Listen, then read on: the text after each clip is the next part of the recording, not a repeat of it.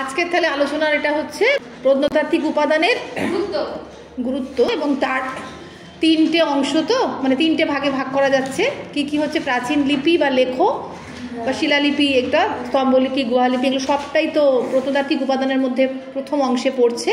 তারপরে হচ্ছে প্রাচীন মুদ্রা। এবার মুদ্রার ভূমিকাটা কি, হ্যাঁ, আর তারপরে আমরা দেখব স্থাপত্য, ভাস্কর্য, অন্যান্য ধ্বংসাবশেষ। এই টোটাল জিনিসটা নিয়েই হচ্ছে আমাদের প্রত্নতাত্ত্বিক উপাদান। এবং এই প্রত্নতাত্ত্বিক উপাদান যদি ঠিকমতো আলোচনা করা না যায়, যদি না বোঝা যায়, তাহলে কিন্তু কখনোই আমরা শুধুমাত্র সাহিত্যিক বা লিখিত বা লিটারারি সোর্সের মাধ্যমে আমরা ইতিহাস সম্পর্কে, কোনো যুগ সম্পর্কে ধারণা হওয়াটা সম্ভব নয়। সবটাই কিন্তু উপাদান নির্ভর, এবং সেখানে পাশাপাশিভাবে চলছে সাহিত্যিক এবং প্রত্নতাত্ত্বিক, দুটোই সমানভাবে গুরুত্বপূর্ণ। তাহলে লিপি, তাহলে প্রাচীন মুদ্রা, প্রাচীন যুগের মুদ্রা, প্রাচীন যুগের, হ্যাঁ মুদ্রাটা তো আগে লিখতেই হবে। মুদ্রাটা আরে বুঝতে পারবি না, মুদ্রাটা আগে লিখে, হ্যাঁ যেরকম লিপি সেরকম মুদ্রা, হ্যাঁ প্যারা আসবে একটা, কর। প্রাচীন যুগের মুদ্রা ইতিহাস রচনার ক্ষেত্রে, প্রাচীন যুগের মুদ্রা ইতিহাস রচনার ক্ষেত্রে একটি গুরুত্বপূর্ণ উপাদান, একটি গুরুত্বপূর্ণ উপাদান। ভারতের বিভিন্ন স্থানে প্রাপ্ত, ভারতের বিভিন্ন স্থানে প্রাপ্ত এই সকল মুদ্রার উপর, ভারতের বিভিন্ন স্থানে প্রাপ্ত এই সকল মুদ্রার উপর উৎকীর্ণ, ভারতের বিভিন্ন স্থানে প্রাপ্ত এই সকল মুদ্রার উপর উৎকীর্ণ শাল, শাল বা সন তারিখ থেকে, শাল বা সন কমা দিয়ে তারিখ থেকে ঐতিহাসিকেরা তথ্য সংগ্রহ করেছেন, ঐতিহাসিকেরা তথ্য সংগ্রহ করেছেন।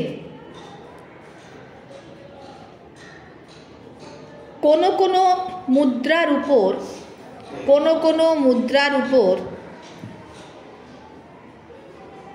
খোদিত রাজার মূর্তিও পাওয়া গেছে, কোনো কোনো মুদ্রার উপর খোদিত রাজার, খোদিত অর্থাৎ মুদ্রার উপর একদম খোদাই করা, হ্যাঁ, রাজার মূর্তিও পাওয়া গেছে। এই সকল মূর্তি পরীক্ষা করে, এই সকল মূর্তি পরীক্ষা করে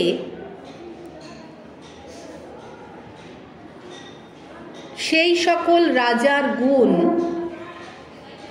সেই সকল রাজার গুণ, ব্যক্তিত্ব, গুণ গুণ গুণ ব্যক্তিত্ব, ধর্ম বিশ্বাস, ধর্ম বিশ্বাস প্রভৃতির প্রমাণ পাওয়া যায়। রাজার গুণ, ব্যক্তিত্ব, ধর্ম বিশ্বাস প্রভৃতির প্রমাণ পাওয়া যায়। উত্তর ভারতে, উত্তর ভারতে ব্যাক্ট্রিয় গ্রিক, ব্যাক্ট্রিয়, উত্তর ভারতে ব্যাক্ট্রিয় গ্রিক কমা শক, শক, হ্যাঁ শক, কুষাণ, কুষাণ এবং এবং দক্ষিণ ভারতে, এবং দক্ষিণ ভারতে সাতবাহন শাসকদের, সাতবাহন, সাতবাহন, কুষাণ, সাতবাহন নাম শুনেছিস তো? এই সাতবাহন শাসকদের ইতিহাস রচনা, হ্যাঁ দক্ষিণ ভারতে সাতবাহন শাসকদের ইতিহাস রচনা আবিষ্কৃত, শাসকদের ইতিহাস রচনা আবিষ্কৃত হয়েছে, বহু মুদ্রা থেকেই সম্ভব হয়েছে, বহু মুদ্রা থেকেই সম্ভব হয়েছে।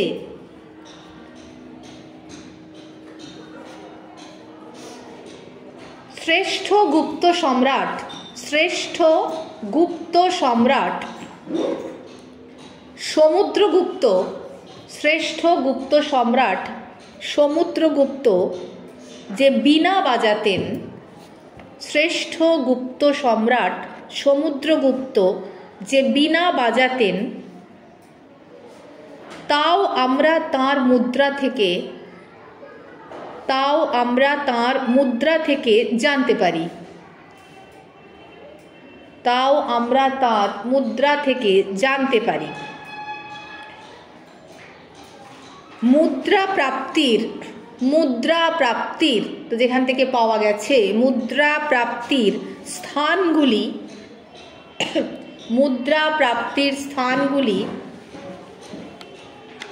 অনেক ক্ষেত্রে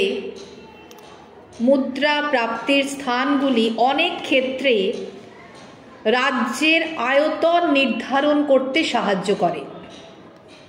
মুদ্রা প্রাপ্তির স্থানগুলি অনেক ক্ষেত্রে রাজ্যের আয়তন নির্ধারণ করতে সাহায্য করে এবং বিভিন্ন স্থানের সাথে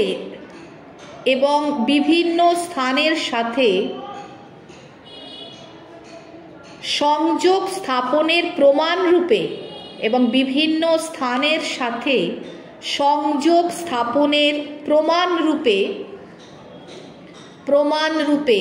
গৃহীত হয়, বিভিন্ন স্থানের সাথে সংযোগ স্থাপনের প্রমাণরূপে গৃহীত হয়। হয়েছে?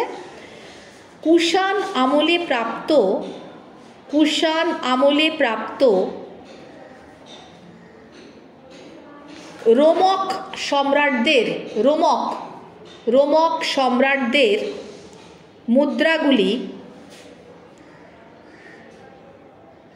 সম্রাটদের মুদ্রাগুলি রোম থেকে রোমক, রোমক সম্রাটদের মুদ্রাগুলি এই দুই সাম্রাজ্যের যোগাযোগের প্রকৃষ্ট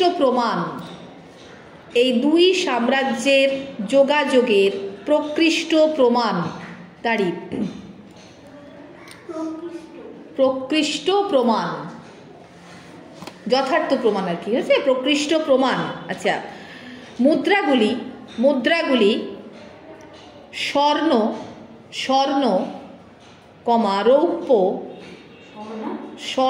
রৌপ্য, সোনা রূপা, স্বর্ণ রৌপ্য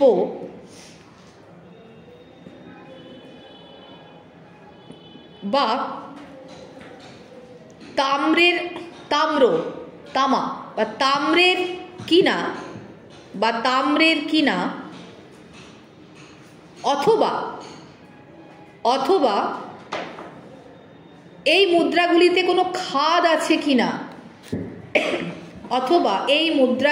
কোনো খাদ আছে কিনা, কমা দিয়ে দিলে তাদের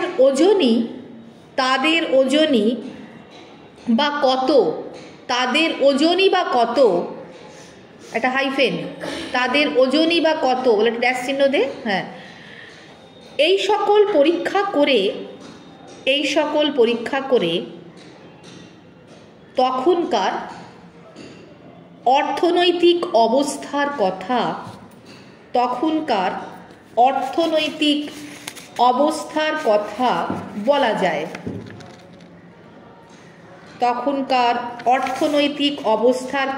বলা যায়।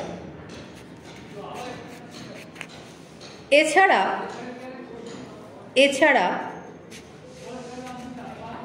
ভারতীয় সভ্যতার উপর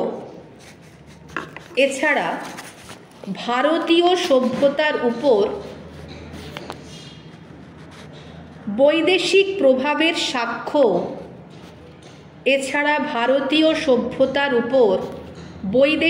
প্রভাবের সাক্ষ্য প্রাচীন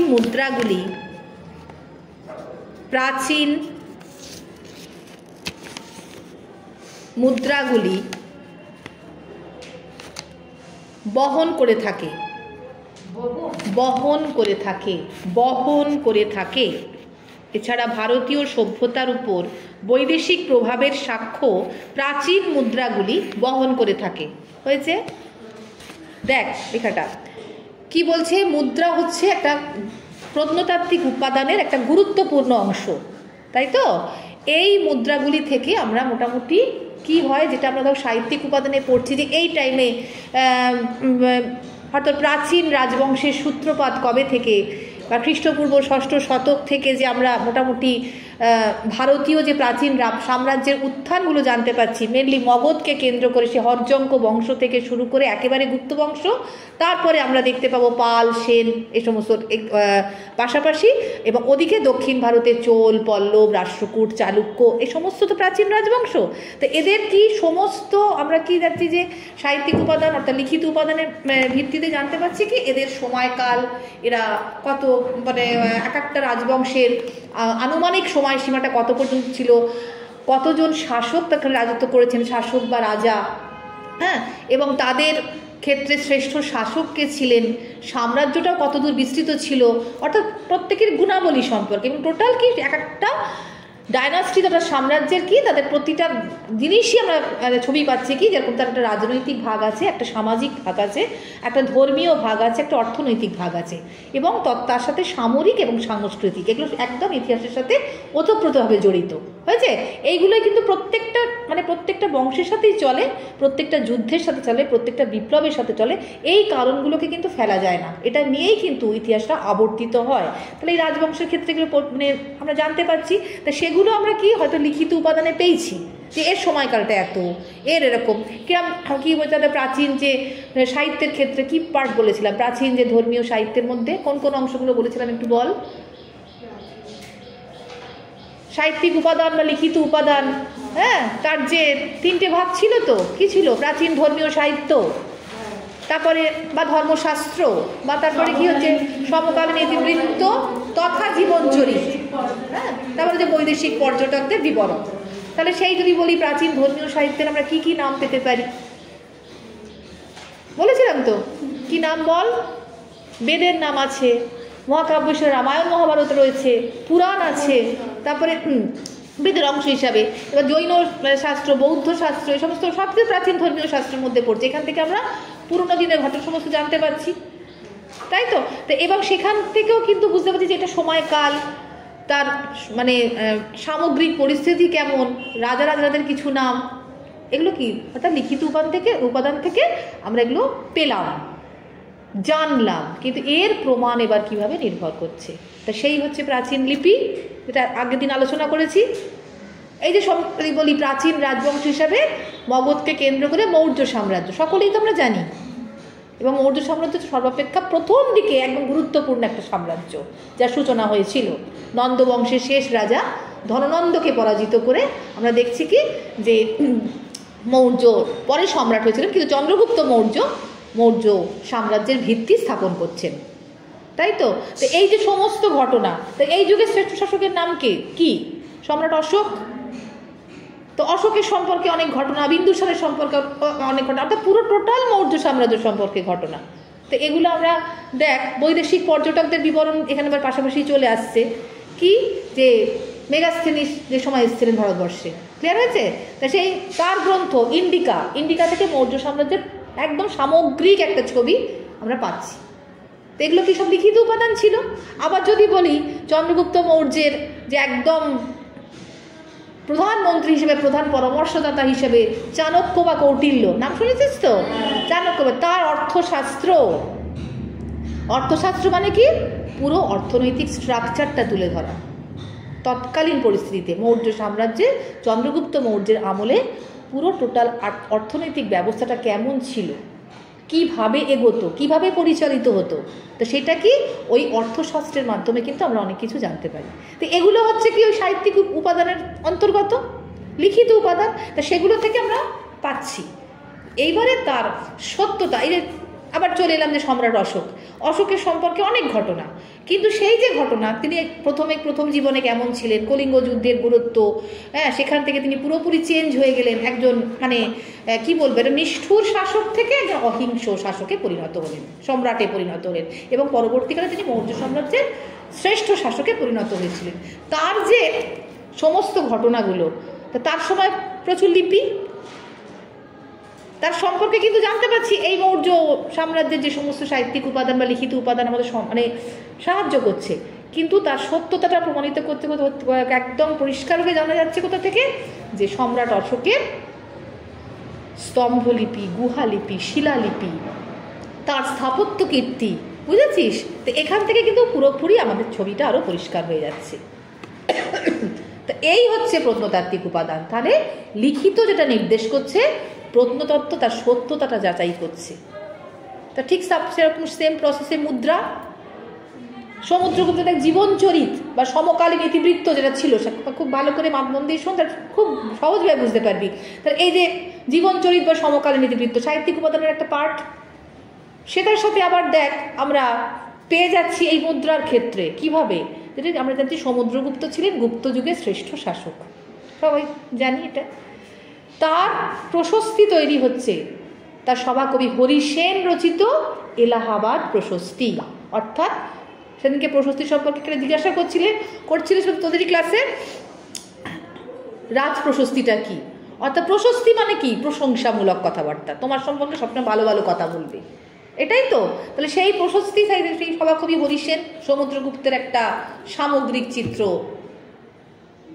মানে বর্ণনা করেছেন সমুদ্রগুপ্তের শাসন ব্যবস্থার পুরো, তার একদম মানে যে সময় তিনি রাজত্ব করে গেছেন তার পুঙ্খানুপুঙ্খ ওই আমরা সভাকবি হরি সেনের এলাহাবাদ প্রশস্তি থেকে সমুদ্রগুপ্তের সম্পর্কে জানতে পারছি। তা সেটা কোথায় চলতে যাচ্ছে? লিখিত উপাদানের অন্তর্গত। ঠিক সেম প্রসেসে দেখ, সমুদ্রগুপ্ত যে শুধুমাত্র যে রাজ্য শাসনকে নিয়ে ব্যস্ত থাকতেন তা নয়। ব্যাপারটা কি, একজন রাজা বা শাসক তখনই শ্রেষ্ঠ হতে পারেন কিভাবে, যে তিনি শুধু তার একমাত্র শুধু শাসন কার্যে মনোনীত মানে থাকবেন তা নয়, বা মনোযোগ দেবেন তা নয়, তাকে পুরো ব্যাপারটা দেখতে হবে। তার অন্য দিকেরও তার একটা মন আছে, তিনি সাংস্কৃতিক দিকটাকে কদর করবেন, ধর্মীয় দিকটাকে কদর করবেন, অর্থনীতির দিকটাকে কদর করবেন, সব দিকটাকে তিনি গুরুত্ব দেবেন। তো সেটা তবেই তিনি শ্রেষ্ঠ। কিন্তু সমুদ্রগুপ্তের এরকম দেখছি সাংস্কৃতিক একটা মন, শিল্প, কলা, সঙ্গীত, এই যে ব্যাপারগুলো, হ্যাঁ, একটা আমোদ প্রমোদের যে একটা মানে সব সময় যে রাজ্য শাসন তা নয়, একটা আমোদ প্রমোদের ব্যবস্থা করে দেওয়া, সেখানে আমরা গান বাজনা সব কিছুই থাকতে পারে, নাচ নাটক সবই আছে, তো সেইগুলোর তিনি কদর করতেন। তো সেই কদর করতেন আমরা পড়ছি এলাহাবাদ প্রশস্তি থেকে, মানে জানা গেছে যে সমুদ্রগুপ্ত এরকম মানুষ ছিলেন। কিন্তু সত্যি সত্যি তার প্রমাণটা একেবারে উজ্জ্বল হয়ে যাচ্ছে যখন তার মানে মুদ্রা পাওয়া যাচ্ছে। গুপ্ত যুগে যে স্বর্ণ মুদ্রা, মানে গুপ্ত যুগকে তো সুবর্ণ যুগ বলাই হয় প্রাচীন ভারতের, তাহলে তখন ডেভেলপমেন্টটা কিসের? প্রচুর স্বর্ণ মুদ্রার ব্যাপক প্রচলন আর কি, যেটাকে বলা হয়। তখন অর্থনীতির অবস্থাটা খুব তুঙ্গে, সবাই ব্যবহার করছে স্বর্ণ মুদ্রা। তো সেই যদি মানে সেই সমুদ্রগুপ্তের মুদ্রা আছে, তো সেখানে কিভাবে কি প্রতীক চিহ্ন, যে সমুদ্রগুপ্ত বীণা বাজাচ্ছেন, বুঝতে পারলি? অর্থাৎ বীণা বাজাচ্ছেন মানে কি, তিনি সঙ্গীতকে ভালোবাসতেন, গান বাজনা পছন্দ করতেন, তিনি নিজে বাজাতেন। তো সেই ছবিটা আমরা যেটা তার ওই প্রশস্তি থেকে আমরা জানছি, তার সত্যতাটা হচ্ছে এই মুদ্রা। তো এই জন্য বলছে মুদ্রা এমন একটা গুরুত্বপূর্ণ জিনিস, যেখানে কি একদম রাজাদের সময়কাল তো বটেই, ইতিহাসের সমস্ত ঠিক টাইম টু টাইম, কবে থেকে কত, একদম ক্রোনোলজি মেনটেন করে কার যে সময় কত, কে কতদিন পর্যন্ত রাজত্ব করেছেন, কোন বংশ কিভাবে পরপর এসেছে, তো সেগুলো মুদ্রা নির্দেশ করছে, সেটাই প্রমাণ। উপরন্তু সেই মুদ্রাতে রাজাদের সমস্ত কিছু, একটা যে শিল্প মনন, কে কোন দিকে বেশি পারদর্শী ছিলেন, এইগুলো এই মুদ্রা থেকে পাওয়া যায়, জানা যাচ্ছে। উপরন্তু কি, মুদ্রা অর্থনৈতিক মানদণ্ডটা নির্দেশ করছে। ব্যাপক প্রচলন গুপ্ত যুগে স্বর্ণ মুদ্রা, তাহলে কি, তাহলে আর্থিক ভিত্তিটা অনেকটা তুঙ্গে ছিল। তাহলে অর্থনৈতিক, যেটাকে স্টেবিলিটি বলা আর কি, স্টেবল ব্যাপারটা, যে অর্থের ক্ষেত্রে যে একটা শক্তপোক্ত ভাব, কোনো রকম অভাব আমরা দেখতে পাচ্ছি, যে জানে তাহলে যথেচ্ছ স্বর্ণমুদ্রার কী করে ব্যবহার হচ্ছে, তো সেই ব্যাপারটা ছিল। অর্থনৈতিক মানদণ্ডটা নির্দেশ করছে, অর্থাৎ অর্থনৈতিক মানটা কতটা উন্নত না অনুন্নত না পতনের দিকে, সেই সাম্রাজ্যের অবস্থাটা। ওই জন্য গুপ্তযুগকে সুবর্ণযুগ আমরা বলছি এটা দিকে, কারণ অর্থনীতিটা খুবই চাঙ্গা ছিল, শক্তপোক্ত ছিল। হয়েছে। ওই জন্য স্বর্ণ মুদ্রা সেটা নির্দেশ করছে, মুদ্রা এটাও নির্দেশ করে। আবার সেই মুদ্রার ব্যাপক ব্যবহার থেকে যখন হয়তো একটু কমছে, হয়তো স্বর্ণ মুদ্রার ব্যাপক ব্যবহারটা একটু কমে গিয়ে রূপোর অর্থাৎ রৌপ্য মুদ্রার প্রচলনটা, সত্তরটা লেভেল তো, কারণ সোনার মানটা অনেক উন্নত, তারপর রূপো, তারপর ব্রোঞ্জ, তারপর তামা, এই যে ব্যাপারটা ধাতুর ক্ষেত্রে, তো সেইটা যখন আস্তে আস্তে দেখা যাচ্ছে ক্রমশ ওই সোনার থেকে তামায় চলে আসছে, তখনই বুঝতে হয় কি যে ঘাটতি, একটা অভাব আসছে আর কি। যে তাহলে কি যে যুগে এই ধরনের মুদ্রার প্রচলন, তো সেখানে কিন্তু আর্থিক ভিত্তিটা অতটা জোরদার নয়, মোটামুটি সেটা ক্রমশ একটু অবনতির দিকে এগোচ্ছে। এবং তামা মানে কি, তামা ধাতু, তাহলে কি একদম মানে অত একেবারে সেই যুগটাকে আমরা সুবর্ণযুগ বলতেও পারি না, বা একেবারে সে উজ্জ্বলও বলতে পারি না, অর্থনীতির ক্ষেত্রেও যে খুব একটা খুব শক্তিশালী ভিত সেটাও বলতে পারি না। মোটামুটি একটা সাধারণ জীবনযাত্রা মানুষ আর কি জীবনযাপন করত, সাধারণ জীবনযাত্রায় মানুষ অভ্যস্ত ছিল, মানে তামার মুদ্রা। আজকে আমরা তো ধর যে কয়েন্স ফয়েন্সগুলো ব্যবহার করি, সেগুলো কিন্তু সোনা হতে পারতো? একটা সোনার কি দাম, সামান্য একটু কণা থেকে, তাই নাকি? তো সেটা আজকে মানে সেই লেভেলটা হতো, তাহলে সেটাকে আজকের যুগও তাহলে কি আমরা সুবর্ণ যুগ? তা তো নয়। সেক্ষেত্রেও আমরা কি একটা সাধারণ জীবনযাত্রায় অভ্যস্ত, তাই তো? সেই এটাকেই বলছে, সেইটাও কিন্তু নির্ভর করছে যে মুদ্রা, যে অর্থনৈতিক ভিত্তিটা প্রত্যেকটা বংশের ক্ষেত্রে প্রাচীনকালে কেমন ছিল। যেহেতু আমরা আজকে আমাদের সিলেবাস যেহেতু প্রাচীন যুগ ফার্স্ট ইয়ারে, সুতরাং প্রাচীন যুগটাকেই বলতে হবে, তার পরবর্তীকালে মধ্যযুগের কথাও পড়বি।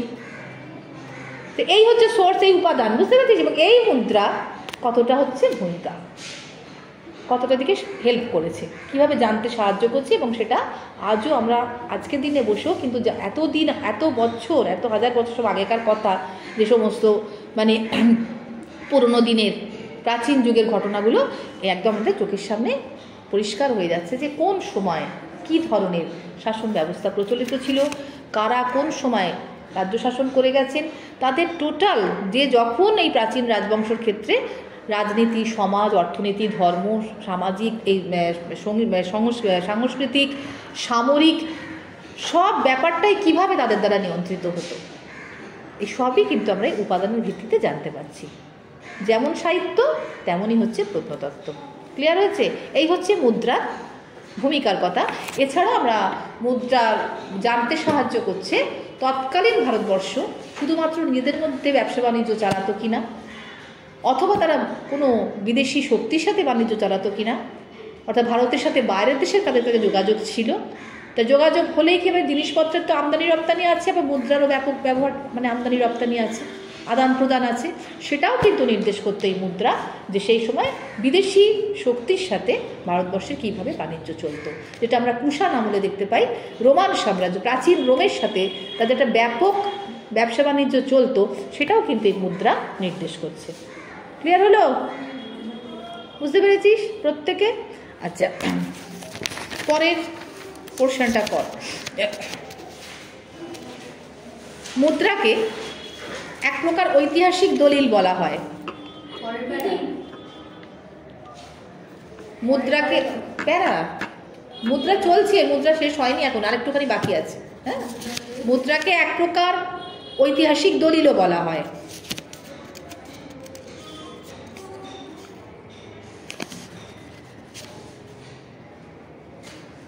মুদ্রা থেকে আমরা বহু বিদেশি রাজাদের নাম জানতে পারি। মুদ্রা থেকে আমরা বহু বা অনেক বিদেশি রাজার নাম জানতে পারি। শক, কুষাণ ও সাতবাহন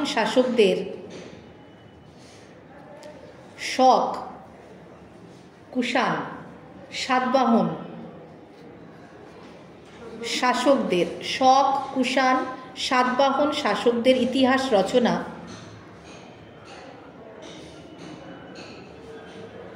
তাদের আমলের আবিষ্কৃত মুদ্রা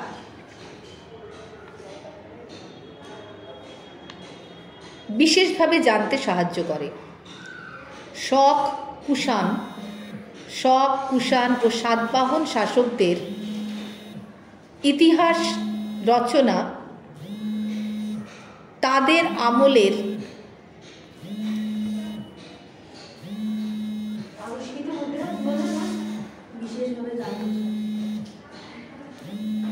আমলের আবিষ্কৃত মুদ্রা বিশেষভাবে জানতে সাহায্য করে।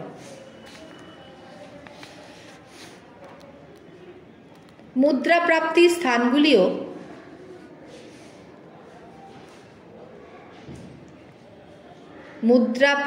স্থানগুলিও অনেক ক্ষেত্রে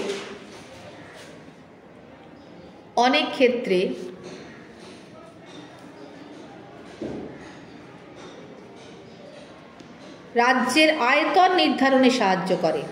মুদ্রা প্রাপ্তির স্থানগুলিও অনেক ক্ষেত্রে রাজ্যের আয়তন নির্ধারণে সাহায্য করে।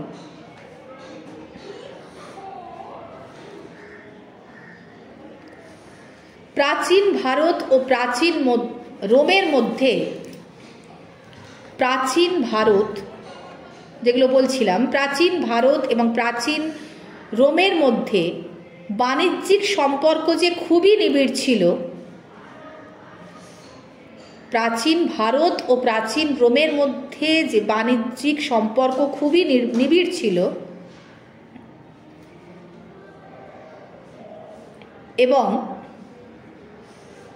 ভারত থেকে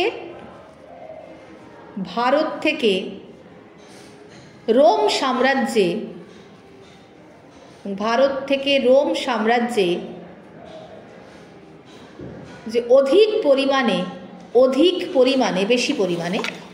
পরিমাণে পণ্যদ্রব্য রপ্তানি হতো একটা ড্যাশ চিহ্ন দে, তাই মুদ্রার মাধ্যমেই জানা যায়। এই মুদ্রার মাধ্যমেই জানা যায়।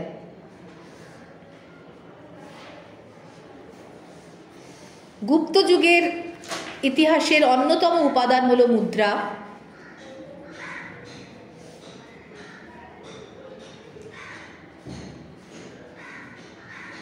গুপ্ত যুগের অন্যতম উপাদান হলো মুদ্রা। তবে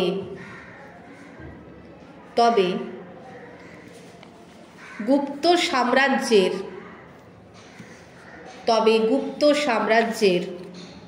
পতনের পর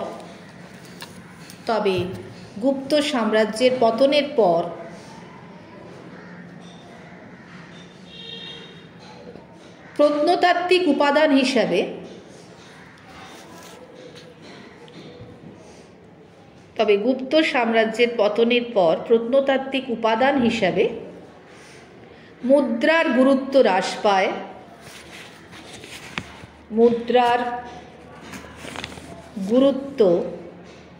পায়। এই সময়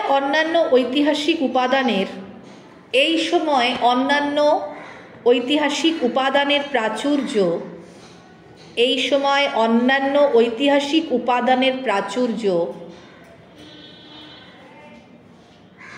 এবং নিম্নমানের মুদ্রার প্রচলনই ছিল। এই সময় অন্যান্য ঐতিহাসিক উপাদানের প্রাচুর্য এবং নিম্নমানের মুদ্রার প্রচলনই ছিল এর কারণ। অর্থাৎ তখন আরও অন্যান্য ঐতিহাসিক উপাদান এসে গেছে, তার ব্যবহার বেশি এবং নিম্নমানের মুদ্রা, অর্থাৎ একটু মুদ্রার ক্ষেত্রে ঘাটতি যেটা হচ্ছে। ওই জন্য বলছে যে গুপ্ত যুগের আস্তে আস্তে যে সুবর্ণ যুগ, যার কথা এতক্ষণ ধরে বললাম, সেটা একটু হ্রাস পেল এবং অন্যান্য ধরনের মুদ্রা এবং অন্যান্য ঐতিহাসিক উপাদানের চলটা আমরা দেখতে চলে আসছে, হ্যাঁ, ইতিহাসকে জানতে। তাহলে মুদ্রার প্রচলনই ছিল এর কারণ, লিখেছিস? তাহলে এই হচ্ছে মুদ্রা, ক্লিয়ার হয়েছে? এরপরে আরেকটুখানি লিখে নে, স্থাপত্য ভাস্কর্য অন্যান্য ধ্বংসাবশেষ, এটা কিন্তু পরে আলাদা একদম প্যারা, হ্যাঁ হেডিংটা দিতেই হবে, কারণ এটা হচ্ছে 3 নম্বর অংশ বা 3 নম্বর পার্ট, প্রাচীন লিপি। আর বলছি আমি স্থাপত্য ভাস্কর্য ও অন্যান্য ধ্বংসাবশেষ, হ্যাঁ হ্যাঁ হ্যাঁ।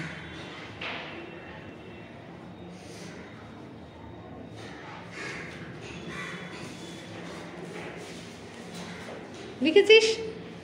তাহলে কটা অংশ পেলাম? প্রাচীন লিপি বা লেখো, প্রাচীন মুদ্রা, আর হচ্ছে এই স্থাপত্য ভাস্কর্য বা অন্যান্য ধ্বংসাবশেষ। এই অন্যান্য ধ্বংসাবশেষ থেকেই কিন্তু আমরা সিন্ধু সভ্যতা মেন আমাদের একদম প্রধান উদাহরণ হচ্ছে যে ভারতবর্ষের প্রাচীন সভ্যতা হিসাবে হয়েছে এই এগুলো পুরোটাই হচ্ছে প্রত্নতাত্ত্বিক উপাদান।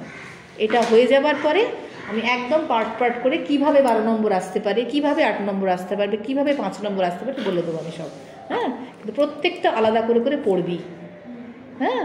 ওভারঅল হয়তো এলো না, কিন্তু ওখানে মাঝখান থেকে তুলে দিল, আর পুরোটা যদি না পড়া থাকে তাহলে কিন্তু মাঝখান থেকে বার করতে পারবো না। এটা মাথায় রাখবি সবসময়। আগের দিনও বলছিলাম, ঠিক যতটুকু 5 নম্বরে লিখতে হবে, হয়তো এটা পুরোটাই বা হয়তো 5 নম্বরে দিয়ে দিল, বলা যায় না, দেয় না সাধারণত এতটা, হয়তো 8-এ দিতে পারে, হ্যাঁ। তখন আমাকে ঠিক কতটুকু লিখতে হবে আমার পুরোটা জানা আছে, সেখান থেকে আমি ঠিক আমার যেটুকু পয়েন্টস নিতে হবে সেটা আমাকে একটু ভালো করে দেখতে হবে। সেই কথাটা আমি পরে বলে দেবো কীভাবে লিখবি, বুঝছে?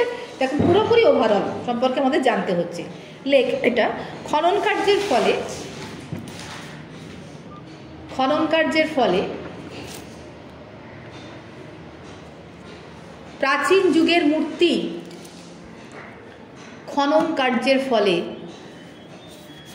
প্রাচীন যুগের মূর্তি, স্তম্ভ, কমা দিয়ে দিয়ে লিখে যাবি, মূর্তি, স্তম্ভ, বাসনপত্র, অস্ত্রশস্ত্র,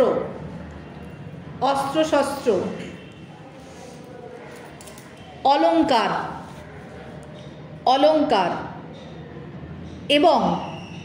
প্রাচীন নগরের ধ্বংসাবশেষ আবিষ্কৃত হয়েছে। কি বললাম? হ্যাঁ, খনন কার্যের ফলে প্রাচীন যুগের মূর্তি, বুঝতেই পারছি, স্তম্ভ, বাসনপত্র, অস্ত্রশস্ত্র, অলঙ্কার এবং প্রাচীন নগরের ধ্বংসাবশেষ আবিষ্কৃত হয়েছে। না, আবিষ্কৃত হয়েছে, উল্লেখ করলে তো হবে না, যদি মাটি করে আবিষ্কার হচ্ছে, হ্যাঁ, খুঁজে পাওয়া যাচ্ছে, এই কথাটার তলায় পুরোটাই আন্ডারলাইন কর। খনন কার্যের ফলে প্রাচীন যুগের মূর্তি, স্তম্ভ, বাসনপত্র, অস্ত্রশস্ত্র, অলঙ্কার এবং প্রাচীন নগরের ধ্বংসাবশেষ আবিষ্কৃত হয়েছে। প্রাচীন ভারতের ইতিহাসের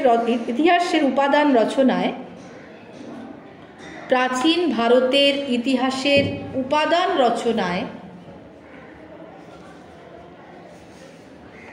এদের অবদানও অসামান্য। প্রাচীন ভারতের ইতিহাসের উপাদান রচনায় এদের অবদানও অসামান্য। এই সকল ভগ্ন অর্থাৎ ভঙ্গুর, ভাঙা অবস্থায়, এই সকল ভগ্ন অর্ধভগ্ন, অর্ধভগ্ন প্রস্তর মূর্তি, পাথরের মূর্তি, প্রস্তর মূর্তি, প্রাচীর গাত্রের কারুকার্য, প্রাচীর মানে কি, যেটাকে আমরা পাঁচিল বলি, তখন তো না প্রাচীর বড় বড় লেখা আছে, মানে একদম সীমানা নির্দেশ করে দেওয়া, অর্থাৎ সংরক্ষিত জায়গা, যে ঘিরে দেওয়ার যে ব্যাপার, সেই প্রাচীর গাত্রে, অর্থাৎ পাঁচিলের গায়ে, হ্যাঁ, প্রাচীর গাত্রের কারুকার্য হয়েছে। প্রবৃত্তি প্রাচীন সাংস্কৃতিক অর্থাৎ শিল্প মনন, যেটাকে প্রাচীন সাংস্কৃতিক ইতিহাসের উপাদান যোগায়, সাংস্কৃতিক দিকটাকে পরিস্ফুট করে তোলে আর কি। প্রাচীন সাংস্কৃতিক ইতিহাসের উপাদান যোগায়। হয়েছে মাটির নিচে প্রাপ্ত, মাটির নিচে প্রাপ্ত বাসনপত্র, মাটির নিচে প্রাপ্ত বাসনপত্র, অলংকার, মাটির নিচে প্রাপ্ত বাসনপত্র, অলংকার, অস্ত্রশস্ত্র প্রভৃতি প্রাচীন যুগের মানুষের ব্যবহারিক জীবনের তথ্যের পরিচয় দেয়, ব্যবহারিক জীবনের তথ্যের পরিচয় দেয়। প্রাচীন নগর এবং গৃহের ধ্বংসাবশেষ, প্রাচীন নগর এবং গৃহের ধ্বংসাবশেষ, গৃহের ধ্বংসাবশেষ, ঘরবাড়ি, গৃহের ধ্বংসাবশেষ সেই সকল যুগের বা সেই সব যুগের সভ্যতার রূপ এবং উত্থান ও পতনের একটা সভ্যতার শুরু এবং শেষ, উত্থান ও পতনের সময়ের হিসাব দেয়, উত্থান ও পতনের সময়ের হিসাব দেয়। হচ্ছে মহেঞ্জোদারো এবং হরপ্পা, দুটোর তলায় কিন্তু আন্ডারলাইন কর, মহেঞ্জোদারো এবং হরপ্পার খননের ফলে, মহেঞ্জোদারো এবং হরপ্পার খননের ফলে এক গৌরবময় যুগের খোঁজ পাওয়া যায়, এক গৌরবময় যুগের খোঁজ পাওয়া যায়, অর্থাৎ প্রাচীন সভ্যতার নিদর্শন। মহেঞ্জোদারো ও হরপ্পার খননের ফলে এক গৌরবময় যুগের খোঁজ পাওয়া যায় বা পাওয়া গেছেও করতে পারিস। হয়েছে তক্ষশিলার খননের ফলে, তক্ষশিলা আজকের যে পাকিস্তানের অন্তর্গত, তক্ষশিলার খননের ফলে গান্ধার শিল্পের অপূর্ব নিদর্শন পাওয়া গেছে। তক্ষশিলার খননের ফলে গান্ধার শিল্পের অপূর্ব নিদর্শন পাওয়া গেছে। হয়েছে গান্ধার নাম শুনেছিস? আমরা সাধারণত এবার যদি একটু মহাভারতের যুগে যাই, কৌরবদের মাতা, তাই তো, গান্ধার রাজবংশের কন্যা ছিলেন। সেই গান্ধার শকুনি, জানিস তো, গান্ধারীর ভাই আর কি দুর্যোধন বা কৌরবদের মামা। শ্রেয়া মন দিয়ে শোন কথাগুলো কেন বলছি, হলো? তাহলে তো এই গান্ধারের অবস্থান আজকের দিনে কোথায়? যেটাকে আমরা আজকের আফগানিস্তান বলছি, বুঝলি? এবং এটার ক্ষেত্রেও একটা পৌরাণিক একটা কি বলবো নিদর্শন আছে, প্রচুর ঘটনা থাকে। তো যেরকম কি যখন সত্যি তো কৌরবরা ধ্বংস হয়ে গেল, চিন্তা করা গিয়েছিল কি যেটা তার 100টা মানে ছেলে মেয়ে কত মানে তার বিশাল একটা ক্ষমতা, যে কৌরব পাণ্ডব যুদ্ধে প্রথমে কি তারা জেনেই গেছিল যে আমরাই বোধহয় জয়লাভ করবো, আমরাই শাসন করবো, আর সব ধ্বংস করে দেবো, এরকমই তো মনোভাব ছিল। সেটার ক্ষেত্রে কি হলো যে দেখ, সেই কৌরব বংশের একজনও কেউ বেঁচে থাকলো না। থাকলেন কি তার পরিণতি হয়েছিল। তো সেই যে ব্যাপারটা,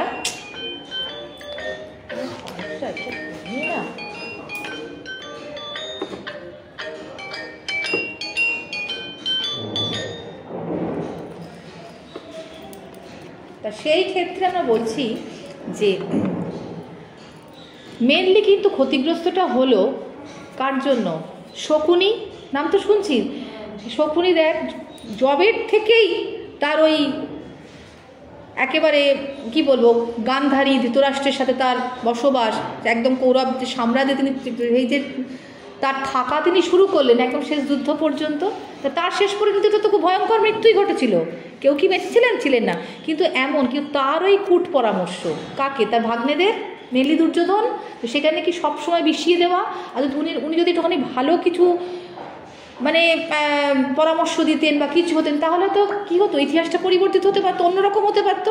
কিন্তু এতটাই এটা মানে সব সময় একটা চক্রান্ত মানে সৃষ্টি করছে, চক্রান্ত করছেন আর কি, আর সেই অনুযায়ী পরামর্শ দিয়ে যাচ্ছেন, হতে হতে পুরো জিনিসটাই ধ্বংস, পুরো বংশ ধ্বংস হলো, উত্তরাধিকার সব ধ্বংস হয়ে গেল, তাই তো? কেউ কি বেঁচেছিলেন? বাঁচেনি। তো এই যে সাংঘাতিক পরিণতি, এটা কিন্তু ওই গান্ধারী তার বোন, হয়তো কি বলি তার বোনের প্রতি অত্যন্ত ভালোবাসার জন্য তিনি এই জিনিসটা করলেন, কিন্তু থাকলো না তো কিছু, পুরো তো ধ্বংস। সেই গান্ধারীর কিন্তু অভিশাপ খুব সাংঘাতিক ছিল। তিনি কৃষ্ণকেও কিন্তু অভিশাপ দিয়েছিলেন, শ্রীকৃষ্ণ, ভগবান শ্রীকৃষ্ণকে, বুঝেছিস, ক্লাস শেষের দিকে। এদের কিন্তু বলে এগুলো কার্যকরী হয় তো থেকে। তো সেই এটা পুরোপুরি বিশ্বাসের উপর নির্ভর করে, যে আজকের প্রজন্মকে এত বিশ্বাস করবে তা না, কিন্তু ঘটেছে তো, সেগুলো হয়েছে কিন্তু।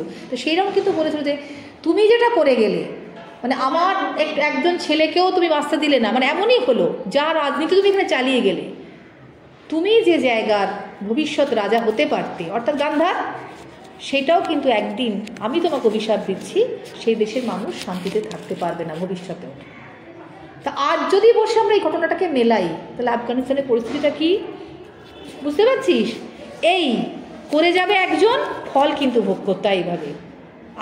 আজকের যুগে বসে আমরা কিন্তু এই কথাটা ভাবতেই পারি, সেটাও তো প্রায় ধ্বংসপ্রায় একটা কী হচ্ছে, পুরোপুরি তাদের জীবনযাত্রাটা কতটা মানে করুণ হয়ে গেছে বলতো, শেষ তো প্রায়, সেখানে তো করে এত মৃত্যু, এত কিছু সবই তো সেখানে হচ্ছে। তো এইটাও কিন্তু সেটার সাথে মেলানো যায়, ওই জন্য বলে সবটাই, আমি কোনো অতীতকে কিছু ফেলতে পারছি না, সবটাই ইতিহাস। সেই কতদিন আগে তিনি কিন্তু অভিশাপটা দিয়েছিলেন যে তোমার দেশের মানুষও কিন্তু, যে তুমি আজকে আমাকে পুরো ছাড়খাড় করে দিয়ে গেলে, তোমার দেশের মানুষও কিন্তু একদিন কোনোদিনই শান্তিতে থাকতে পারবে না, বুঝেছিস? এইটার জন্য বলা। তা কি বললাম, লাইনটা বল, যেটুকু বলে দিই আজকে। হ্যাঁ, তক্ষশিলার খননের ফলে গান্ধার শিল্পের অপূর্ব নিদর্শন পাওয়া গেছে। তখন তো সীমানা টিমানা তখন সব এক, তখন তো এরকম ভারত পাকিস্তান আলাদা করে কিছু নয়।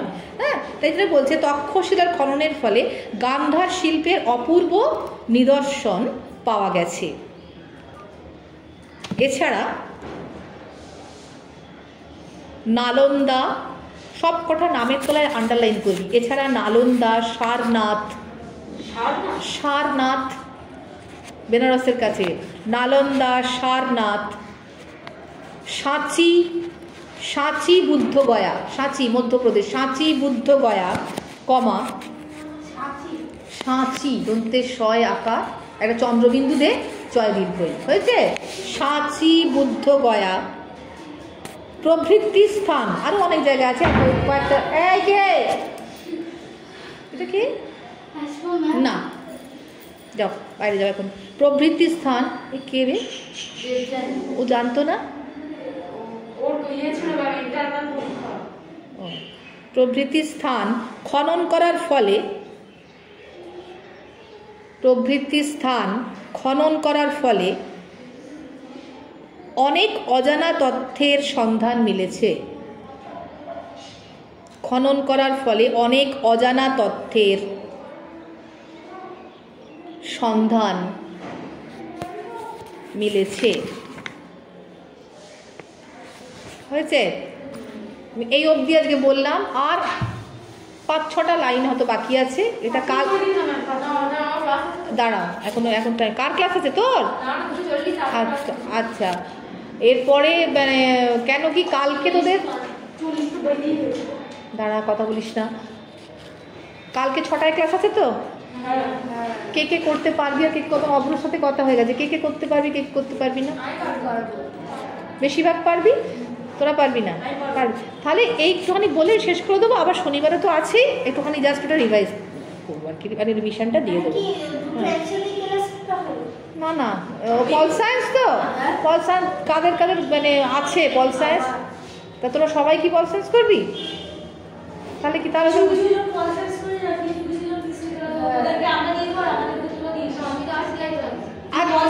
আচ্ছা শোন, সবচেয়ে সমাধান হয়ে যায় বাবা, শোন এই কথা নয়, এর পরের সপ্তাহ থেকে আমার তো প্রায় শেষ, আর একটুখানি এই কটা বললে সেরকম যদি মনে হয় যদি কালকে মনে করিস অল সায়েন্স করবি তো তাই কর বাবা। শনিবার যেরকম একটাই ক্লাস ছিল সেটাই করে দিচ্ছি আমি, কারো ঝামেলা থাকবে না তো। শনিবারটা এই সপ্তাহটা হয়ে যাওয়ার পরে পরের সপ্তাহ থেকে ওই মোটামুটি ওই দুটো ক্লাস মিলিয়ে মোটামুটি হয়ে যাবে, মানে আমার সিলেবাসটা মোটামুটি হয়ে গেল বলে দিলাম। আর যদি এক্সট্রা কিছু করতে হয় তাহলে কালকে তাহলে হচ্ছে না, ক্লিয়ার হয়েছে। আর একটা কথা বলো, হ্যাঁ তুই তো বলছি পল সায়েন্স সবারই আছে দেখছি, তাহলে পল সায়েন্স ক্লাস কর, কিছু করার নেই। তাহলে শনিবারে কিন্তু করবি, আর একটুখানি রাখি। আচ্ছা, আর একটা কথা জেনে নিচ্ছি, এই যে মেয়েটি, এটা একটু অফ করে, কে বাইরে গেছিল দেবজানি? হ্যাঁ, আর কে? ও কি ইন্টারনাল পরীক্ষা ছিল?